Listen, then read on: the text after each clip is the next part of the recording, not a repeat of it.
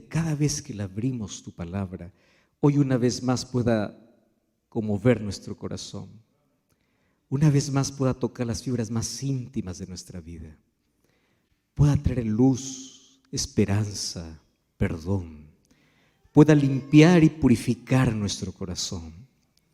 Y esta noche tu palabra, como espada viva, como espada de dos filos, pueda cortar todo lo malo de nuestra vida, como también pueda darnos el poder para deshacer y enfrentar todas las artimañas del maligno. Danos tu bendición.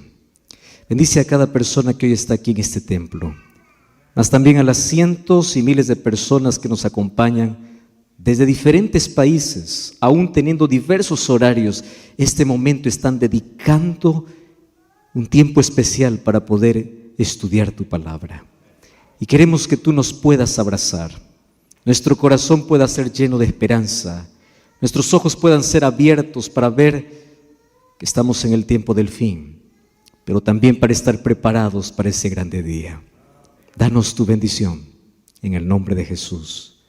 Amén y amén.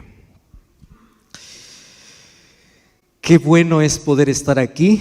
Este es nuestro segundo encuentro y hoy estamos listos para poder abrir la palabra del Señor. Y yo les dije ya en nuestro primer encuentro, que fue ayer, que durante toda estos días vamos a enfocarnos en solo 3 versículos, ¿verdad?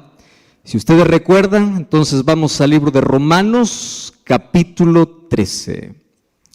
Romanos, capítulo 13.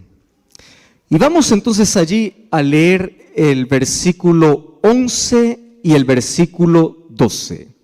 Romanos, capítulo 13, versículo 11. Ayer ya nosotros comenzamos descifrando la primera parte. Mas hoy una vez más vamos a leer, dice el versículo 11, y esto, conociendo el tiempo, que es ya hora de levantarnos del sueño, porque ahora está más cerca de nosotros nuestra salvación que cuando creímos. La noche está avanzada y se acerca el día. Desechemos pues las obras de las tinieblas y vistámonos de las armas de la luz. Para hacer un breve repaso simplemente, ayer dijimos que nadie se despierta a menos que no conozca el tiempo. Conocer el tiempo es fundamental.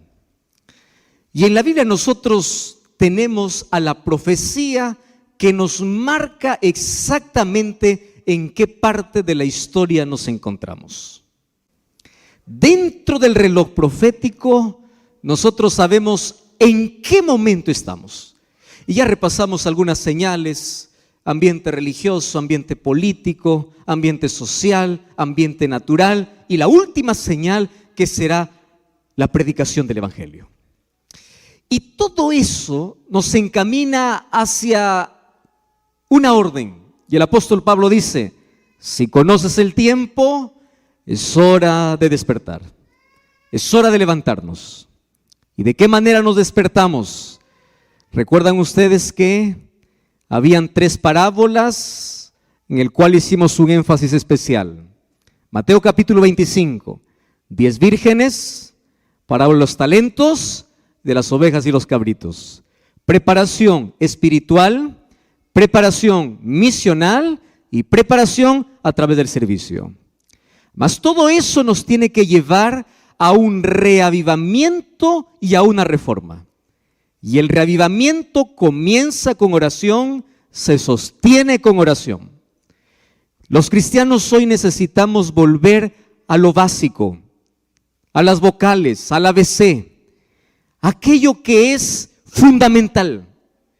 Ayer dijimos de que de nada sirve todas las cosas que podamos hacer para Dios, en nombre de Dios, pero sin Dios. Y es triste. ¿Por qué? Porque es fácil hablar de Dios, pero qué difícil es hablar siempre con Dios.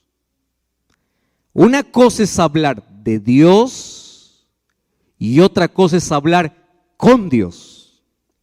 Y tenemos muchos que hablan de Dios y nosotros somos llamados para hablar de Dios. A través de nuestro testimonio, a través de las cosas que hacemos, de nuestras palabras. La iglesia existe para predicar el evangelio. Pero hablar de Dios sin primero hablar con Dios nos lleva a una incoherencia. Entonces cuando vamos a la gente y le decimos, ven, Jesús transforma la vida, él viene y me mira y dice, ¿qué vida? Vamos a la gente y decimos, ven, Jesús te da paz, pero la gente te ve turbada. Vas a la gente y te dice, ven, porque Jesús es alegría, y tú estás amargado. Entonces, ¿qué tipo de evangelio? ¿Qué cosa estamos dando a las personas? Entonces, despertar del sueño representa un reavivamiento, y ese reavivamiento trae una reforma, porque obviamente cuando cambia la mente, cambian los hábitos, cambia lo externo. Y dijimos que lo peligroso es que hoy estamos tan preocupados solamente en el maquillaje espiritual, menos en un cambio real. Cuando el cambio tiene que venir de adentro hacia afuera, no de afuera hacia adentro. Bueno, pero hoy nos ha tocado la tercera parte. ¿Y cuál es la tercera parte? Desecha las obras de las tinieblas y vístete de las armas de la luz. Así que hoy voy a comenzar hablando sobre un asunto que a todos nos compete. Miren, el problema no es estar en las tinieblas. El problema es conocer la luz y jugar con las tinieblas. Voy a explicar esto de nuevo porque en base a esto vamos a hablar muchas cosas hoy. El problema no es estar en las tinieblas. ¿Por qué? Porque aquel que está en las tinieblas un día conoce la luz y abandona las tinieblas. El problema no está en aquel que está hoy en las tinieblas. El problema está en aquel que conoce la luz, pero juega con las tinieblas. Y le voy a decir por qué razón.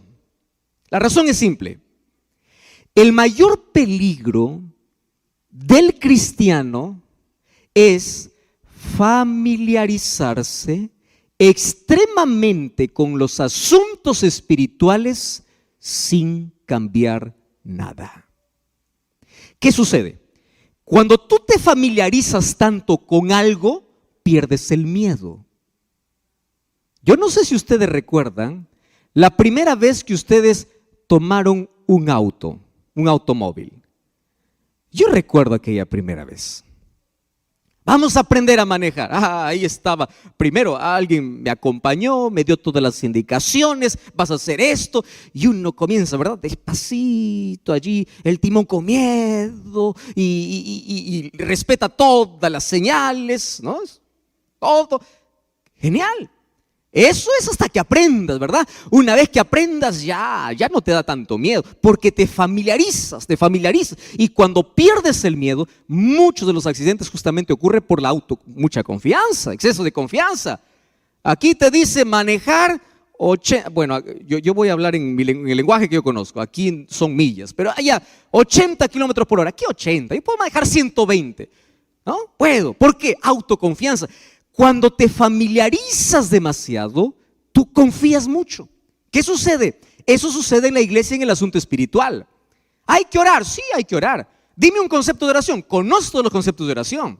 Dime las 28 doctrinas. Conoce las 28 doctrinas. Dime la profecía. Conoce la profecía. El asunto es, conoces tanto de la luz, pero juegas con las tinieblas. Ese es el problema. Conoces tanto.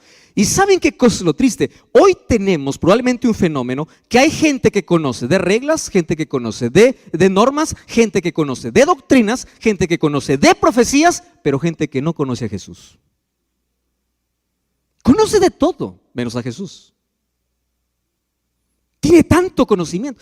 Entonces el problema es que cuando tú te familiarizas tanto con un asunto sin cambiar, hay una palabra que a mí me da mucho temor y es la palabra insensibilidad. ¿Y saben qué cosa es lo que yo entendí? Cuando yo veo el libro de Apocalipsis y el mensaje que Cristo da para las iglesias, el corazón más duro no está fuera de la iglesia. El corazón más duro está dentro de la iglesia. Tanto así que cuando Jesús dice, he aquí yo estoy a la puerta y llamo, ese texto bíblico no se aplica a aquel que está afuera. Ese texto se aplica a la iglesia. ¿Dónde está? Aquí estoy a la puerta y llamo. Apocalipsis 3:20. Apocalipsis 3, ¿de qué habla? Un mensaje a las 7 iglesias. ¿Para qué mensaje era? He aquí yo estoy a la puerta y llamo. Para la última iglesia. ¿Cómo se llama la última iglesia? La Odisea. ¿Quiénes forman la iglesia de la Odisea? Nosotros. Entonces, el llamado no es de Jesús a aquel que anda en las tinieblas. He aquí yo estoy a la puerta y llamo. No, no, no. He aquí yo estoy a la puerta y llamo es aquel que conoce la luz, sabe de la luz, pero Cristo sigue fuera. ¿Y saben qué es lo triste? Cuando uno se acostumbra a escuchar la voz de Dios sin hacer nada para cambiar, ¿sabes qué pasa? Sucede más o menos como cuando tú te vas a trabajar al campo. Yo no sé cuántos de ustedes conocen la vida del agricultor. Yo crecí en la agricultura porque mi padre fue agricultor. Conozco muy bien el proceso de la siembra hasta la cosecha, el sacrificio que hay que tener para sacar un grano de arroz. Imagínalo, para sacar una papa, un tomate, todo ese proceso. Pero si tú tocas la mano de un agricultor, tú vas a ver que la mano del agricultor es una mano áspera, dura, pero no se volvió dura de la noche a la mañana. Fue un proceso. Aquella mano áspera y dura un día fue mano suave. Pero ¿qué cosa hizo que se endurezca? Todos los días haciendo lo mismo. Pala y machete y barreta y pico y todos los instrumentos que se usan. Entonces la primera vez duele. Escucha lo que estoy diciendo. La primera vez duele. La primera vez toca tu corazón. Duele. Y tú dices quiero cambiar. Pero tú insistes en las tinieblas. Y de allí sigue y sigue y sigue. Hasta que llega a endurecerse. Y esto es lo preocupante. El corazón más duro está dentro. ¿Por qué? Porque cada vez que va al templo, a veces dice, ¿quién va a predicar? Fulano de tal. Ya. Ese sermón ya lo escuché. Ese tema ya sé. ¿Te acuerdas tú la primera vez que escuchaste un mensaje? Te emocionaste, lloraste. La segunda vez, más o menos. Tercera vez, ya no. Cuarta, no te duele. Entonces, si es que Dios te brinda luz, es para que camines en la luz. Y una de las cosas lindas que entendí es que Dios jamás deja en tinieblas a aquel que ama la luz. Por eso es que yo conozco personas, durante estos días he conocido lindas historias de personas que decían, pastor, yo estaba en una iglesia, pero alguna cosa faltaba y yo quería conocer más. Y yo le digo, mira, jamás Dios deja sin luz a aquel que ama la luz. Entonces la palabra llega. El problema está para aquel que conoce la luz, pero prefiere las tinieblas. Ese es otro asunto. Y aquí el apóstol Pablo dice así, conoce el tiempo, despierta del sueño y desecha las tinieblas, desecha las obras de las tinieblas y vístete de la luz. Y aquí voy a decir otra verdad realmente impresionante. Y yo quiero que estén bien sentados porque si alguien está mal parado se va a caer. Miren aquí. El problema no es ser pecador. ¿Por qué digo que no es un problema? Porque para el pecado hay solución. ¿Quién es la solución? Cristo. El problema no es ser pecador. El problema es no querer abandonar el pecado. Ese es el problema. El problema no es tener la herida. El problema es rechazar la medicina. Ese es el problema. Ahora, ¿qué cosa sucede? Satanás es astuto, es inteligente, y además es cobarde. Él nunca se presenta como él es. Él se esconde de lo más bonito y él ataca siempre los sentidos. Y él sabe de los 5 sentidos cuál es el que tú lo tienes más débil. Algunos son los ojos, otros son los oídos, otros es el gusto, otros son las manos, otros es el olfato. Y Satanás dice, ¿cómo es que yo puedo hacer que este que conoce la luz pueda jugar conmigo un ratito? Sentidos. ¿Cuál es el sentido que tiene más débil? Y él dice, y él no está probando, él sabe que cada pez tiene una carnada diferente. Entonces, la tentación para mí es diferente a la tentación para ti. Cada uno tiene una inclinación diferente. La Biblia eso lo llama concupiscencia o la inclinación que el ser humano tiene. Y Satanás viene para tentar.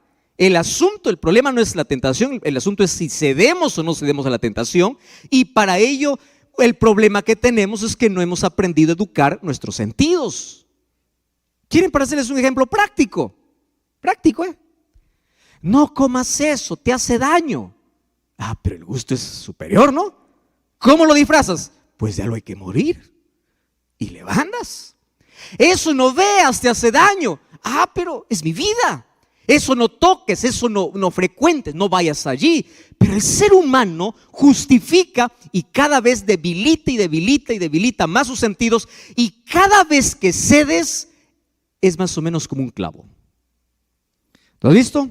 Cuando tú comienzas a martillar un clavo, si ese clavo ante tanto martillazo se mantiene en pie, pues se va derecho. Pero si ese clavo ante tanto martillazo se dobla una vez, puedes enderezarlo. Pero recuerda que ante el próximo golpe es más fácil que se doble de nuevo. Y si se dobla 2 veces, a la tercera ya no se dobla. A la tercera se quiebra. ¿Y a dónde van los clavos quebrados? A la basura. Satanás conoce muy bien cómo hacer para tentar. Y él no pierde tiempo. Él dice, ¿qué cosa es lo que le gusta? Y ahí aparece con todas sus propuestas. Y Satanás apenas quiere un espacio, quiere algo pequeño en la vida. Él no quiere un cuarto en tu casa, él quiere apenas 10 centímetros. Entonces mira, escúchame aquí, todos somos pecadores, pastor, sí, todos somos. Yo soy pecador, soy, tú también. Todos somos pecadores. Delante de Cristo no existe encargo, no existe función, no existe que el pastor está aquí, que el líder está aquí, que el anciano está aquí. No, todos somos pecadores. Pero ojo con lo que te voy a decir ahora. El problema del pecado no está en que seamos pecadores, está en que el ser humano se aferra donde no debe. Hay solución para el pecador. Lo que no hay solución es para aquel que se aferra al pecado. Y allí comienza la justificación, ¿no? Dios me ama como soy. Es muy bonito decir eso y es verdad. Dios te ama como eres. Nunca lo dudes de eso. Puedes caer 10,000 veces y el amor de Dios va a seguir intacto. Pero hay un problema. Dios te ama a ti, no lo que haces. Y si realmente tú te bañas de la gracia salvadora de Jesús, el Dios que te ama es el Dios que te transforma. Porque como dije ayer, Dios te acepta como llegas, pero no te deja como estás. Puedes llegar como el pródigo, andrajoso, pero cuando llegas a Él sí te cambia el vestido. Él te transforma. Y Satanás, ¿qué cosa busca? Ensuciarnos para ceder y ceder y ceder. Esa figura la encontramos desde Faraón. Un día cuando Moisés dijo, el pueblo necesita ir a adorar, Faraón dijo, vayan solo los muchachos, o dejen sus muchachos, vayan solo los adultos. Y ahí me encanta porque en el libro de Éxodo capítulo 10 versículo 26, Moisés le mira a Faraón y le dice así, no te equivoques, Faraón, nosotros vamos a adorar a Dios, vamos con nuestras mujeres, con nuestros hijos, vamos con lo que tenemos. Aquí en Egipto no quedará ni una pezuña. ¡Qué valentía! Eso significa, contigo no hay negociación. Si nosotros tuviésemos esa valentía para decir al diablo, contigo no negocio, para ti no queda ni una pezuña, no significa que dejas de ser pecador. El asunto es que cada vez que viene a tentarte, tú no te aferras al pecado. ¿Están entendiendo? Todos somos pecadores. El problema es aferrarnos. Desechemos pues las obras de las tinieblas. ¿Y por qué tenemos que desechar? Alguien puede preguntar, pastor, ¿y eso qué tiene que ver con los eventos finales, no? Porque durante esta semana estamos hablando sobre las cosas que ocurrieron en el tiempo del fin. No saben por qué. Porque es ahora que si no aprendemos a desechar las obras de las tinieblas, muy pronto vamos a pasar por una situación más complicada. Miren lo que dice el libro de Lucas capítulo 22, versículo 31 y versículo 32. Dice así: dijo también el Señor. Yo voy a pedir que ustedes lean la parte en rojo y yo voy a leer solamente lo que está en negrito. ¿Está bien? Dijo también el Señor: Simón, Simón, he aquí, Satanás os ha pedido para zarandearos como a trigo, pero yo he rogado por ti para que tu fe no falte, y una vez vuelto, confirma a tus hermanos. ¿Saben qué cosa es lo que me llena de intriga de ese texto? Es que ante ese pedido Jesús no le dice: yo te libro del zarandeo. No. Jesús le dice: yo solamente oré para que tu fe no falte. ¿Qué quiere decir? Que el zarandeo es un asunto particular, especial, que todos los seres humanos vamos a pasar de dos maneras: de manera individual y de manera grupal. Así que déjenme explicarles hoy en qué momento el cristiano es zarandeado. En primer lugar, de manera individual, y luego en el tiempo del fin, que ya estamos en ese tiempo, nuevamente la zaranda se moverá y aquel que no es trigo, pues el viento se lo llevará.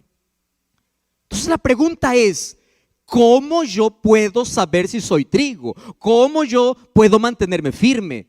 Y ahí viene el complejo, ¿no? De la culpa. Es que yo soy pecador, es que yo soy débil, es que yo soy tentado, es que yo no puedo. Hoy vamos a entender un poquito cómo es el asunto del zarandeo. Yo quiero que ustedes entiendan, el asunto del zarandeo es la mayor realidad que cada día la iglesia vive. Una vez más, de manera individual está sucediendo ahora. Y de manera grupal va a suceder de aquí a poco. Justamente antes de que Dios derrame la lluvia tardía. Eso será nuestro tema del sábado. O sea, en la lluvia tardía ya estará seleccionado, ¿qué cosa? El trigo. Y aquellos que recibirán el poder del Espíritu Santo para el mayor Pentecostés de la historia, mayor que el primer Pentecostés, serán aquellos que han sido sacudidos, pero se han mantenido firmes. Porque el cristiano, antes de poder esperar o antes de poder ir al cielo, primero es sacudido para ver cuál es su intención, cuál es su motivación, qué tiene en el corazón. Porque es fácil ser cristiano y ir a una iglesia, tener la Biblia bajo el brazo y decir: amo a Cristo, aleluya, amén, gloria a Dios. Pero ¿qué sucede cuando viene la zaranda? ¿Qué sucede cuando viene el viento? ¿Qué sucede cuando viene el problema? ¿Dónde está tu fe? Y escúchame bien lo que te voy a decir ahora. Si tu fe no es capaz de sostenerte en los días más oscuros de tu vida, evalúa tu fe. Porque es la fe. Jesús nunca prometió que sus hijos nunca pasarían por problemas. El falso evangelio, ¿cuál es? Ven a Jesús, tus problemas acabarán. Eso es falso. Dios tiene poder para restaurar, sí. Dios tiene poder para curar, sí. Pero nunca Dios te ha prometido que si vas a Él, tus problemas acaban. Al contrario, Jesús te dice: el que quiere ser mi discípulo, venga, pero tome su cruz y sígame. Y feliz es aquel que entiende que aunque el cristianismo tiene una corona al final de su carrera, antes de la corona, primero tiene una cruz para el camino. Ahora, ¿qué es el zarandeo individual? Aquí vamos a responder algunas preguntas. Primero, ¿quién produce el zarandeo? Según el texto que hemos leído, Jesús dice: Satanás ha pedido. Pero en esta tarde vamos a entender que el zarandeo individual tiene dos dimensiones. La primera dimensión se llama el zarandeo producido por Dios mismo. Pastor, ¿es posible que Dios pueda zarandear? Sí. ¿Y a qué lo llamamos el zarandeo divino? El zarandeo divino es el proceso por el cual Dios quiere hacer brillar su carácter en tu vida. Y lo voy a hacer en 2 ejemplos. Dice que una vez se le preguntaron a un joyero, ¿cuándo es que el oro es oro puro? Y el joyero respondió lo siguiente: cuando puedo ver mi rostro reflejado en el oro. Pero para que el oro pueda reflejar el rostro de aquel que lo tiene que pasar por un proceso. Y ese proceso se llama fuego. Cuando nosotros enfrentamos el fuego, existen 2 tipos de personas. Personas tipo oro y personas tipo leña. ¿Qué sucede cuando tú colocas leña al fuego? ¿Cómo termina ese pedazo de leña? Por más fuerte que haya sido, cenizas. ¿Qué sucede cuando colocas el oro en el fuego? Más fuego, más brilla. La pregunta es, ¿quién eres? ¿Oro o leña? Porque puede ser que en algunos casos nuestra fe se deshaga ante la primera prueba de la vida. Y quiero que sepas que la Biblia sí habla de que Dios sí prueba a sus hijos. Es bíblico. Dios permite que sus hijos pasen por el desierto, pero Él los acompaña. Eso es bíblico. Dios permite que sus hijos entren al horno de fuego, pero Él los acompaña. Él nunca te prometió que no pasarás por el desierto, que no pasarás por el horno. Él te prometió: estaré contigo en el desierto y en el horno. Pero hay algo que no puede evitar: que tú pases. ¿Y por qué razón Dios quiere llevarnos allí? Hermanos, por una razón simple. Porque hay tanta cosa que Dios quiere quitar de nuestro corazón y el ser humano no aprende a la buena. Quiero que ustedes entiendan esto, y esto lo aprendemos desde niños. Dile a un niñito: no metas tu dedo allá en el enchufe. Mientras más le digas no, él tiene más ganas de meter. ¿Es así o no? Lo digo porque a mí me ha pasado. Es peligroso. Ay, pero quiero probar. ¿Por qué es peligroso? Claro, cuando crecemos ya no metemos el dedo al enchufe, pero metemos a otras cosas. Y comenzamos a jugar con el peligro, ¿verdad? Ante los no parece que nosotros somos impulsados y queremos. Entonces, ¿qué cosa tiene que hacer Dios? Para salvarnos, a veces tiene que pararse como un padre y decir: eso no. Y si tú realmente me amas, yo voy a permitir, te voy a llevar al desierto, te voy a llevar al horno y vamos a pasar juntos. Pero quiero una cosa: que en el horno tú no te sueltes de mi mano. Yo prometo estar contigo, pero tú no te sueltes. No te sueltes. Entonces, cuando la gente dice: pastor, estoy pasando por crisis, problemas, enfermedad, dolor, conocí a Jesús y un problema tras otro, le digo: bienvenido al horno, pero no te sueltes, va a pasar. No es eterno, pero mientras pasa parece que es eterno. Pero aférrate, aférrate. ¿Y por qué razón? Porque para que Dios pueda quitar el mayor problema del ser humano y nos enseñe a depender, quiero que sepas que las lecciones más poderosas de la vida no lo aprendemos en la prosperidad. ¿Sabes cuándo lo aprendemos? En la dificultad. ¿Cuándo oras más tiempo delante de Dios? Cuando tienes todo, cuando no tienes nada. ¿Por qué? Porque así somos. Dios quiere arrancar el cáncer. Y a veces ese cáncer que te está carcomiendo y puede hacer que te puedas perder, Él tiene que usar el bisturí divino. ¿Qué cosa es el bisturí divino? Es una operación. Yo ya conté esta historia. Hace algunos años yo enfermé, fui al médico. Me dijeron: tienes el apéndice a punto de reventar. De aquí no sales, te vamos a operar. Me pusieron una anestesia primero. Y todos los que han ido ya a un quirófano, ¿no? Ve todos los cuchillos que le van a meter ahí. Yo lo llamo cuchillo, pero tiene su nombre, obviamente, ¿no? Todas las cosas. Ahí aparece el equipo médico, aparece la anestesiólogo, el anestesiólogo. Tranquilo, tú no vas a sentir nada. Imagínate que estás durmiendo y vas a despertar. Y gracias a Dios que me tocó un médico que era un ángel disfrazado de humano. Viene y me dice, no, esta no duele nada. Lo que va a hacer es algo pequeñito, me dice, chiquitito, nada más. Y uno pues no, empieza confiado, se deja y uno no sabe en qué momento duerme. Y de pronto tú despiertas y no sabes ni dónde estás. Solamente sabes que estás cubierto, ves a otro que está en la misma condición que tú y tú reaccionas y dices, ¿morí o estoy vivo? ¿No? Porque estaba también echado igual que tú. Hasta tomar conciencia no te duele. Pero después va pasando la anestesia.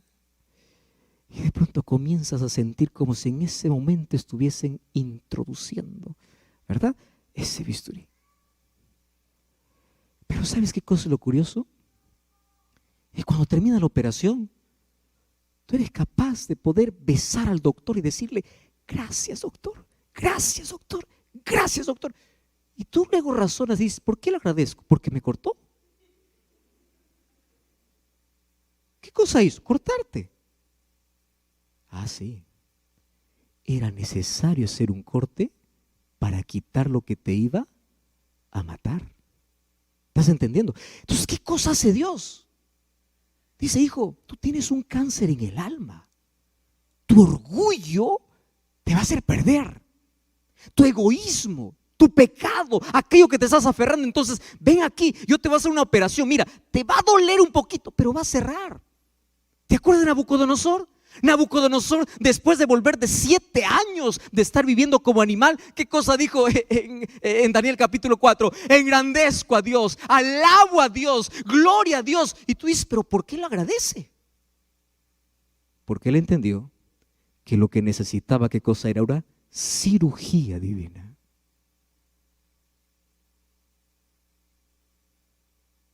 Entonces, la primera fase del zarandeo individual, ¿en qué consiste? En que las pruebas son necesarias. Entonces cuando te vaya así todo mal, parece que Dios no te escucha. ¿Viste? Aquella sensación que el ser humano tiene, ¿no? Pastor, Dios ya no me escucha. Y a mí me duele. ¿Sabes por qué? Porque yo también lo he sentido. Llega un momento en la vida en que te va mal y mal y mal y mal y parece que oras y Dios parece que está en silencio, en silencio. Y ahí aprendí una cosa: el cristiano aprende a vivir no confiando en lo que siente, sino aprende a vivir confiando en las promesas de Dios. Porque si tú solamente dices, no siento, yo no imagino a David escribiendo Salmo 23 así: cuando ande por el valle de sombra y de muerte, yo sentiré que tú estás conmigo. No. Él dice así: cuando ande por el valle de sombra y de muerte, no temeré, porque tú estás. Aunque no lo sienta, tú estás. ¿Es eso la fe? La fe no es sentir, la fe es creer.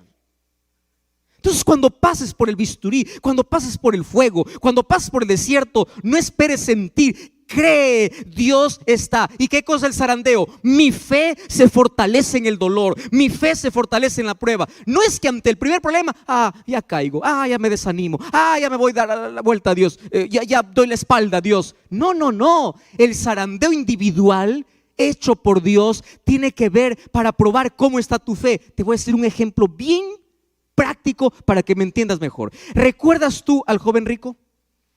El joven rico un día se acercó a Jesús y le dice: maestro bueno, ¿qué haré para heredar la vida eterna? Y Jesús lo zarandea. ¿Cómo lo zarandea Jesús? Le dice así: primero, ¿por qué me llamas bueno? Bueno solo Dios, reconozco que yo soy Dios. Y luego cambia, le dice solamente maestro. ¿Qué voy a hacer? ¿Los mandamientos guardas? ¿Y qué cosa respondió el joven? Muy bien. Una cosa te falta. No le dice que sea pobre. Lo que le dice es, colócame a mí, o coloca a Dios en primer lugar por encima de tu riqueza. ¿Por qué? Porque este joven se aferraba a sus riquezas, que él podría hacer todas las cosas correctas mientras no le toquen su dinero. Ahora, ¿sabes? Esto es muy fuerte lo que te voy a decir. Muchas personas se perderán por sus defectos, pero miles de personas se perderán por sus virtudes. Pastor, ¿cómo es esto? Explíqueme mejor. Te voy a explicar así. ¿El joven rico era buen ciudadano? ¿Sí o no? ¿Guardaba los mandamientos? ¿Sí o no? ¿Tenía interés en la salvación? ¿Sí o no? ¿Era un hombre virtuoso? ¿Sí o no? Muy bien. ¿Cómo acabó? Porque hay personas que piensan que es suficiente guardar los mandamientos, aun cuando en mi vida otra cosa ocupe el lugar de Dios. Y aún así no guardaba los mandamientos, porque por encima de Dios, ¿qué cosa estaba? Su riqueza.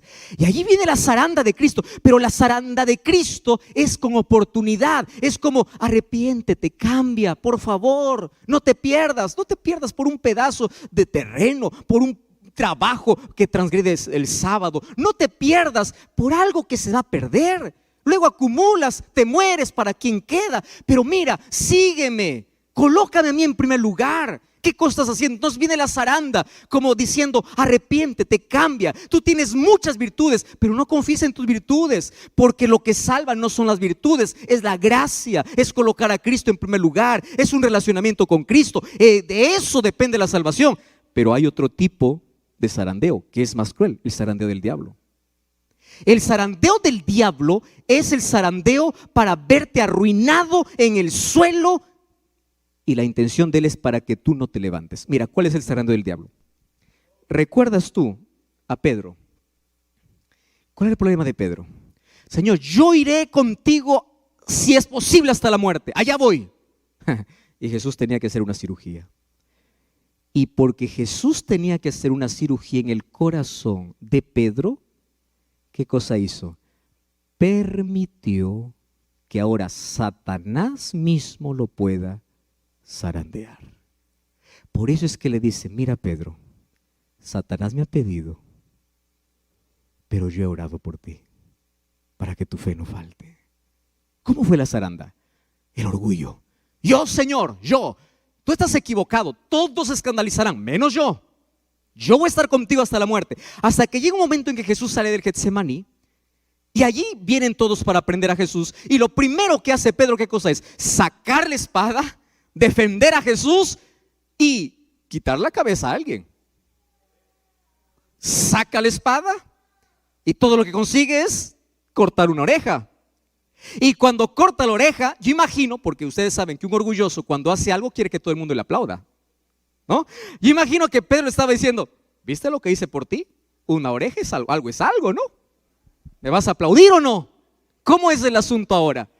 Y Jesús, en lugar de aplaudirle, le mira y le reprende. Pedro, guarda tu espada. Lo que tú has hecho no está bien. Eso no es correcto. ¿Sabes qué se llama eso? Herir el orgullo. O sea, lo que yo hago no vale nada. Ay, dile eso a un orgulloso. ¿Cómo duele? ¿Cómo duele? ¿Sabes qué pasó a partir de ese momento? ¿Sabe lo que dice el Espíritu de Profecía? Que allí Pedro vivió la mayor decepción. Mira la zaranda por donde comienza. Decepción. ¿De quién se decepcionó? De Jesús. ¿Cuánta gente sale de la iglesia por decepción? De Jesús. O sea, yo estoy por defenderle y él no me apoya, él me reprende y allí empieza a guardar el rencor. Y de allí, a partir de allí tú lo vas a ver a Pedro ya no cerca de Jesús. ¿Qué cosa dice? Pedro le seguía a Jesús ¿cómo? De lejos. Se decepcionó. ¿Cuántas heridas tienes en tu corazón? Es que el anciano me dijo, es que el pastor me miró mal, es que fulano de tal no me saludó. Si supiera lo que me hicieron. Decepción. Y vas guardando cositas ahí en tu corazón, ¿no? Fulano y fulano, y piensas que todo el mundo está en contra de ti, hasta que llega un momento en que tú tienes que testificar de Jesús y en ese momento dices, yo no soy más, ya no más, no lo conozco, no lo conozco. Ay, ahí Satanás aprovechó. Y aprovechó para decirle, ya negaste, tú no mereces nada, ya estás hundido. Yo quiero decirles aquí un asunto interesante. Hablando acerca del zarandeo, ¿ustedes saben que existen 2 zarandeos? ¿Cuál es el segundo zarandeo? El primer zarandeo consiste en que aquel que está caminando no caiga. Entonces aquel que pasa por las dificultades sigue caminando, llora, grita, pero sigue caminando y no cae. ¿Correcto? Entonces pasa el primer zarandeo. Pero el segundo zarandeo es más complicado. El segundo zarandeo está para aquel que cayó. Y aquí entra la parte más bonita. Ustedes saben que aquel que cayó también es zarandeado, pero el doble. ¿Y por qué razón? ¿Cuál es el zarandeo del que está caído? No te levantes. Ese es el zarandeo. Yo quiero decirte una cosa, no te preocupes si caíste en la vida. Voy a hablar para alguien que está mirándome allí del otro lado. Tú dices, pastor, yo ya fallé, yo soy resentido, yo salí de la iglesia, yo abandoné mi fe. Tranquilo, hay oportunidad para ti.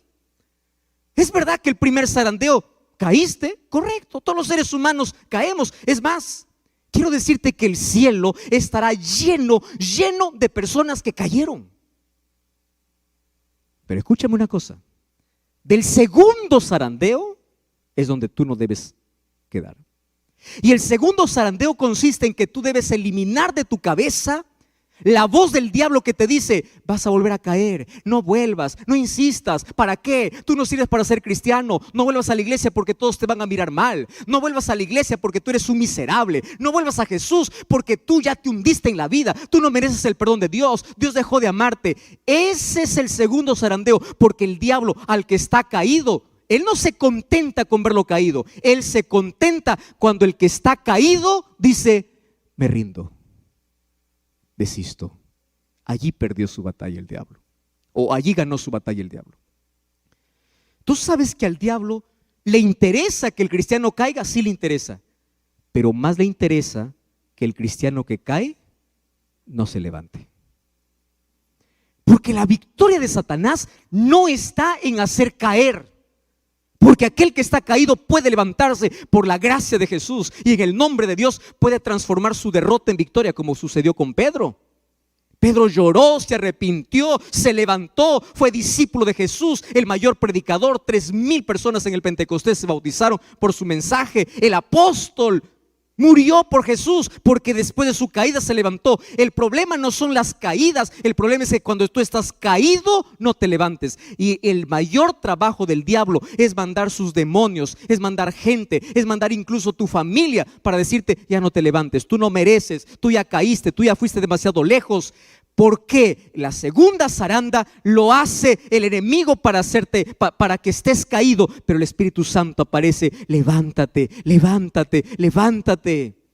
Estoy hablando para alguien que hace mucho tiempo está escuchando la voz de Dios. Vuelve, regresa. Es el Espíritu Santo usando un predicador, usando un libro, usando este medio de comunicación. Es el Espíritu Santo hablando a tu corazón. Vuelve, levántate, porque Satanás no está tranquilo.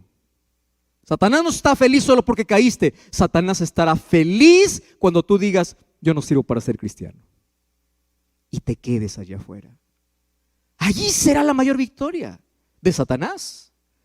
Pero mientras te caes y levantas, habrá oportunidad para ti. Habrá. Entonces el zarandeo de manera individual tiene que ver con un zarandeo que uno puede ceder ante una debilidad, puede caer, pero el segundo zarandeo está en si me quedo o me levanto. Y aquel que se levanta vuelve nuevamente a ser trigo, vuelve nuevamente a los brazos del Señor, vuelve nuevamente. ¿Sabes qué? Para decirlo de manera más didáctica, Satanás usa 3 Ds para poder destruir al ser humano. Primera D, duda. Repite conmigo. ¿Cuál es la primera D que usa el diablo para destruir? Duda. Segunda D, desánimo. ¿Cuál es la segunda D? Desánimo. Y tercera D, desiste. Desistir. Ya me caí, yo no puedo luchar con este pecado, yo siempre caigo. Levántate. La vida es de caídas y levantadas. Y en una de esas, vístete de la gracia de Cristo, aférrate a Cristo, no abandone el pecado y dile: Señor, yo no puedo, yo soy débil, pero tú puedes hacer lo que yo no puedo. Y el Señor va cambiando, va transformando tu carácter, tu vicio, tu problema, tu gusto, tu preferencia. No hay nada que Dios no pueda cambiar. El asunto es que no te quedes allí, porque de ese primer zarandeo tú puedes levantarte y convertir tu mayor derrota en tu mayor victoria. Claro que puedes. Porque ¿qué sucede? Aquellos que no están preparados para eso, va a venir un segundo zarandeo. Y ese zarandeo es el zarandeo en conjunto para toda la iglesia. ¿Saben cuándo ocurrirá esto? No es que ocurrirá, ya está ocurriendo.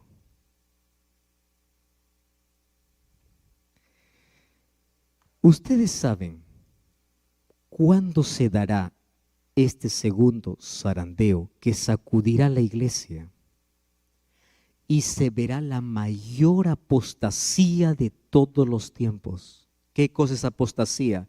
Miles de personas abandonarán su fe. Y aquellos que un día parecían estar firmes se volverán en enemigos del pueblo de Dios.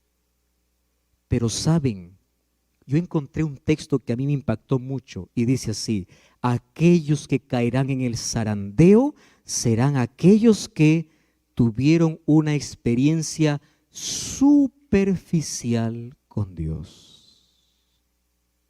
Por eso es que yo insisto desde ayer, 40 años en la iglesia no significa nada a menos que tú no pases tiempo con Dios. Y acá hay una frase que quiero que se te quede en la cabeza. Cristianismo no se cuenta los años que estuviste en la iglesia, sino el tiempo que pasaste con Dios. Eso es cristianismo. Entonces, aquellos que no tienen una experiencia real y profunda caerán en conjunto. Ahora estamos hablando en conjunto. ¿Cuáles son las cosas por las cuales caerán? A mí me encanta porque dice que cuando el creyente ora, los ángeles vienen para poder levantarlo. Pero antes de la lluvia tardía, antes del fuerte pregón, vendrá la zaranda más fuerte sobre toda la iglesia. Ahora estamos viviendo un poco de eso. Ustedes saben que hay personas que están esperando un pretexto para dejar la iglesia. Y quiero decirles una cosa. COVID-19 ya nos enseñó, nos dio un adelanto de lo que va a pasar. Iglesia de 300 miembros, ahora solo hay 100. ¿Dónde están los 200? Estaban esperando solo una oportunidad. Y todavía no estamos en la zaranda fuerte. Para que ustedes entiendan que el remanente de Dios no se trata de multitudes. Ahora, 4 cosas por el cual vendrá el zarandeo. Número 1. ¿Leen conmigo?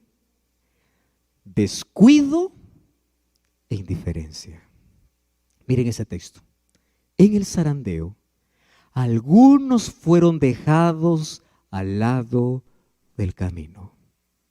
¿Quiénes fueron dejados al lado del camino? ¿Qué dice allí lo que está en rojo? ¿Pueden ustedes leer conmigo?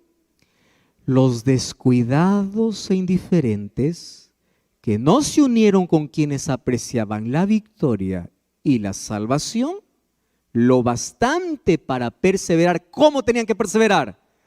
Orando angustiosamente por ellos, no lo obtuvieron. ¿Qué no obtuvieron? La victoria. Y quedaron rezagados, ¿dónde? En las tinieblas. Y esta es la parte que más duele, ¿verdad? ¿Qué cosa dice? Y sus sitios fueron ocupados por otros que se unían a las filas de quienes habían aceptado la verdad. Ustedes saben por qué el cielo estará lleno de sorpresas. Porque en el cielo buscaremos a gente que creíamos que ya está salvo y no estará. Y en el cielo encontraremos a gente que ni imaginamos que se salvaron. Y estarán allí. Pero esto no es para alguien que está escuchando, entonces yo espero el último momento. Espera un momento ahí. Tú estás dando cuenta por cada oportunidad que desperdicies la salvación. En el tiempo final, otros ocuparán los lugares de aquellos que no soportan, ¿qué cosa? La zaranda, el zarandeo. Y ahora fíjate, ¿cuál es la primera razón por la cual muchos en este zarandeo van a mostrarse no como trigo, sino como vano? Yo no sé si ustedes entienden la figura de la zaranda, ¿no? La zaranda, ¿qué cosa es la zaranda? La zaranda es un instrumento que se usa para poder separar el trigo de todo lo que no es. Puede ser vano, puede ser solo fruto o la espiga no dio fruto. Los que sembramos o los que conocemos del arroz, existe un asunto que no es la zaranda, sino es ventear, cuando después de poder cosechar, colocas en una carpa todos los granos y comienzas con alguna cosa a ventear. Es el viento que lleva todo lo que no es grano. Entonces sucede en la iglesia lo mismo. Van a venir tempestades. Y ustedes van a escuchar de aquí a poco tempestades dentro de la iglesia. Y personas que estuvieron allí mirando solo al anciano, mirando al pastor, se van a decepcionar. Porque las personas no aprendieron a mirar a Jesús. Las personas por descuido, indiferencia, serán llevados por el viento. Número 2. ¿Qué cosa dice? Persecución y ley dominical. De esto vamos a hablar un poquito mañana, pero apenas un adelanto. Todos los que me siguen, dijo Jesús, padecerán persecución. Y la ley dominical no es un asunto lejano. ¿Qué cosa es la ley dominical?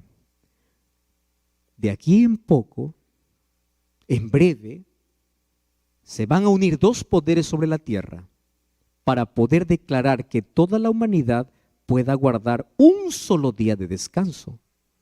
¿Ustedes lo ven eso lejano? No. Les voy a dar un ejemplo simple. Averigüen allí en internet, o si ustedes, yo tengo el libro en físico, la encíclica del Papa Francisco, que se llama Laudato Si. Así se llama. ¿Saben qué dice Laudato Si? Vamos a trabajar para cuidar el medio ambiente, cuidar nuestra casa. ¿Suena bonito el discurso o no? Claro. Lo acepta el religioso y también el que no es. ¿Quién puede estar en contra de cuidar la naturaleza? Nadie. Pero ¿saben qué propone? Necesitamos descansar un día a la semana. ¿Y qué día? Domingo. Ahora, esto cada vez se va a venir con mayor fuerza. Y aquellos que quieren ser fieles a la palabra de Dios, sabiendo que Dios tiene un solo día, ¿qué van a hacer? Perseguidos. Pero esta ley no vendrá primero como imposición, primero vendrá como ofertas. Y allí ocurre el zarandeo de manera global. Imagínate, mañana viene tu jefe y te dice así: mira, a partir de esta semana yo te voy a duplicar el sueldo si tú ahora trabajas el sábado. ¿Cuál sería tu respuesta? Gloria a Dios, y así sería. Porque allí, ¿qué cosa está haciendo? Zarandeado. O es Dios o es el dinero, ¿verdad? Exactamente. Ahora, ¿pero qué me dices de personas que ahora ya están negociando su fe? Ahora. Entonces eran los primeros en aceptar las ofertas. Primeros. Pero luego vendrá una imposición. Y la imposición será: si no haces esto, tú vas a ser despedido. Y hay mucha gente que dice: pues Dios comprenderá, ¿verdad? Y en nombre del Dios comprenderá, van a romper todos los principios bíblicos. Ahora, ¿qué cosa sucederá? Allí, escuchen aquí, será la mayor zaranda, el mayor zarandeo. ¿Por qué? Porque miles y miles y miles de personas preferirán puestos, trabajo, dinero, posición, antes que obedecer a Dios. para que cuando llegue ese día tú puedas tener claro cuál es tu respuesta. Ahora vienen pequeñas pruebitas. ¿Te ha pasado o no? Pequeñas. ¿Eres fiel allí? Tercero, rechazo al mensaje de la Odisea. Miren, en persecución y ley dominical, pronto los hijos de Dios serán probados por intensas pruebas, y muchos de aquellos que ahora parecen ser sinceros y fieles, que dice allí, resultarán ser vil metal. En vez de ser fortalecidos y confirmados por la oposición, las amenazas y los ultrajes, se pondrán cobardemente del lado de los opositores. Tercero, rechazo a la Odisea, al mensaje de la Odisea. Los que perseveran en su, ¿qué cosa dice allí? Indiferencia. Y no reciben la amonestación de Cristo en el mensaje de la Odisea, ¿qué cosas serán? Vomitados. ¿Qué significa vomitados? Despedidos del cuerpo de Cristo, ¿cuándo? En el tiempo del zarandeo. ¿Qué cosa está diciendo? ¿Cuál es el mensaje a la Odisea? No juegues a ser cristiano. ¿Cuál es el mensaje a la Odisea? Ojalá fueses frío. O eres caliente, pero no eres ni frío ni caliente. ¿Qué cosa eres? Tibio. Estás en medio. Dices una cosa, haces otra cosa. El sábado vienes a la iglesia, cantas al Señor, con esa misma boca que alabas al Señor, el domingo estás insultando. Estás maltratando. Tibio. Rechazo el mensaje por la indiferencia. El asunto es que se acostumbraron a escuchar tantas veces el mensaje de Dios, y lo peor es que ellos se conformaron con su estado espiritual. Hay gente que se conforma. Así será, pues. Así moriré, pastor. Así. No hay cambios. Finalmente, fíjense lo que dice aquí. Conocimiento superficial. ¿Qué es conocimiento superficial? En lo porvenir, las supersticiones satánicas, ¿qué cosa dice?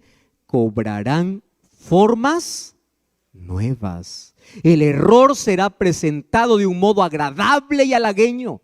Falsas teorías revestidas de luz serán presentadas al pueblo de Dios. Así procurará Satanás engañar a los mismos escogidos, si fuera posible. Eso dijo Jesús en Mateo 24. Y se ejercerán influencias extremadamente seductoras. Y esa frase hay que tener en cuenta. ¿Qué dice? Se hipnotizarán las mentes. ¿Saben que eso ya se está cumpliendo hoy? Satanás está vendiendo toda la filosofía a través de películas y música. Y de manera camuflada está entrando a nuestra cabeza cosas que hay gente que cree más en una película que en la Biblia. Yo he preguntado a muchas personas, por ejemplo, diciendo, ¿por qué crees en el rapto secreto? Y la mayoría no me sostiene con la Biblia. Me sostiene con películas de Hollywood.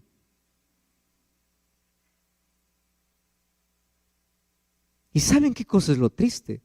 Que las personas que no están fundamentadas en la palabra, porque no tienen un conocimiento profundo sino superficial, son personas vacías. Y a mí me preocupa porque incluso dentro del pueblo de Dios existen personas que dicen así. Así dice el pastor, así dice la iglesia. Así dice el anciano. Eso me preocupa porque nuestra palabra tiene que ser así dice Jehová. Así dice la Biblia. No es lo que diga alguien. Lo que diga alguien tiene que confirmar lo que la Biblia dice. Pero hay tantos grupos hoy que se desunen a la iglesia. Que este color, que así, que el peinado así, que la caminada así, que el rostro así, que esto así, esto no me gusta, que esto sí me gusta. ¿Quién dice? Así dice el pastor fulano, así dice el pastor. No, así dice la palabra. Si tu preferencia o lo que dices no está basada en la palabra, pues...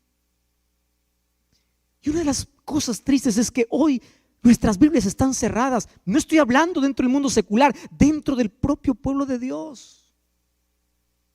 Qué tristes que cristianos apenas leen el versículo que se da en el culto divino y la Biblia se mantiene cerrada por 7 días más.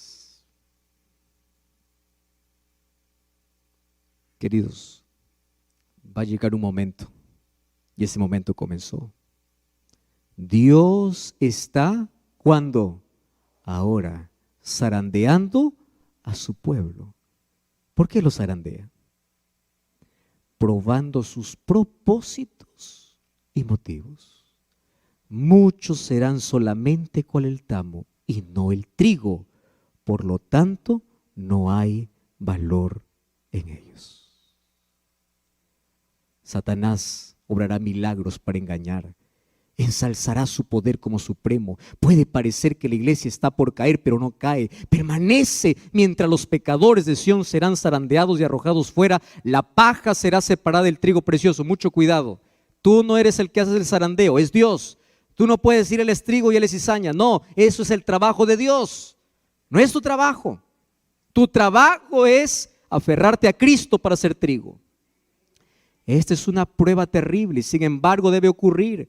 Nadie sino aquellos que han estado venciendo por medio de la sangre del Cordero y de la palabra de su testimonio serán hallados con los que son leales a la verdad, sin mancha ninguna de pecado, sin engaño en su boca. Debemos ser despojados de nuestra propia justicia y vestidos con la justicia de Cristo. Por eso, ¿qué cosa dice Romanos 13? Desechemos las obras de las tinieblas. ¿Y qué dice? Vistámonos de las armas de la luz. ¿Qué cosa vestirse de las armas de la luz? Vestirse de la justicia de Jesús. Y esta noche quiero decirles,